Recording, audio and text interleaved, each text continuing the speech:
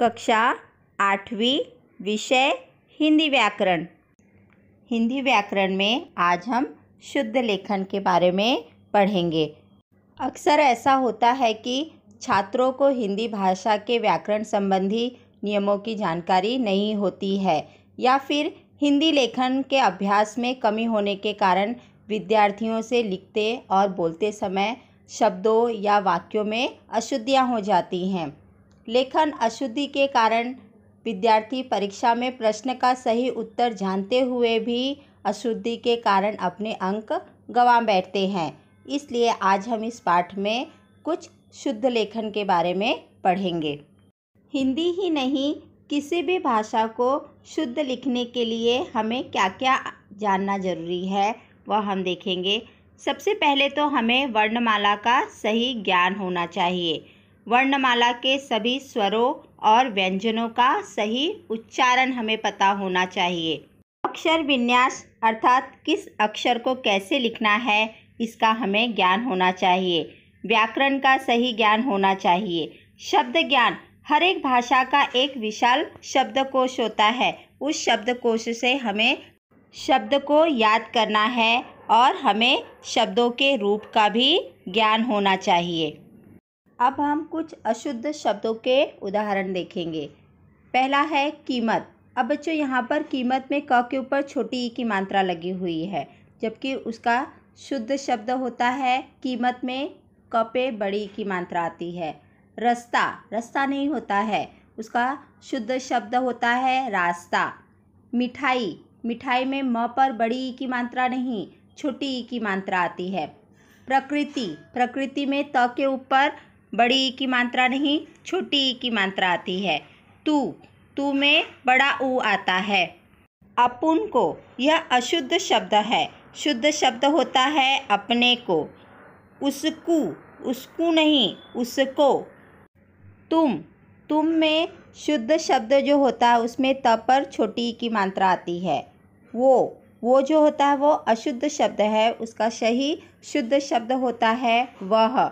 पति, पति में त पर छोटी ई की मात्रा आती है। क्योंकि, क्योंकि में यो के बगल में अनुस्वार लगता है। मेहनत, मेहनत नहीं होता है बच्चों, मेहनत होता है।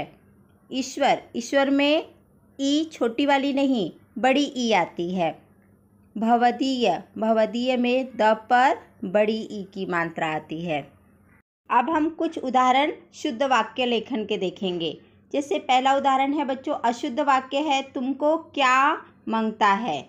उसका शुद्ध वाक्य होता है तुम्हें क्या चाहिए। दूसरा है वो मेरा किताब है। शुद्ध वाक्य होगा वह मेरी किताब है।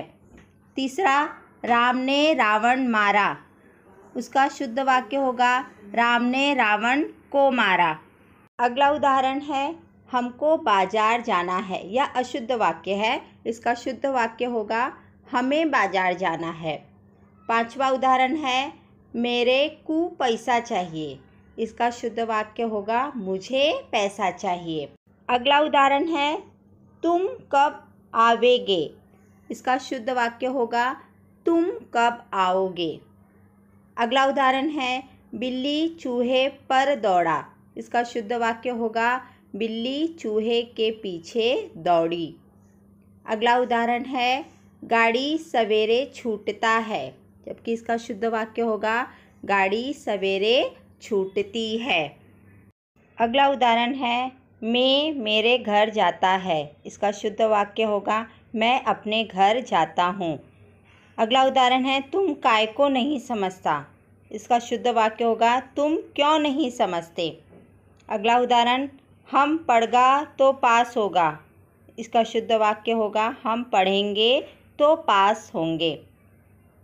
मेरे साथ चलो, जबकि इसका शुद्ध वाक्य होगा मेरे साथ चलो। अगला उदाहरण है हम तुम्हारा काम करेगा।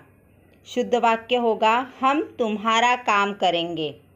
अगला उदाहरण वे गया तब हम लौटा। शुद्ध वाक्य होगा वे गए तब हम लौटे। अगला उदाहरण है तुम उधर ठीक ठाक होगा। शुद्ध वाक्य इसका होगा तुम वहाँ ठीक होंगे। तो बच्चों, यह शुद्ध लेखन के कुछ उदाहरण थे। धन्यवाद।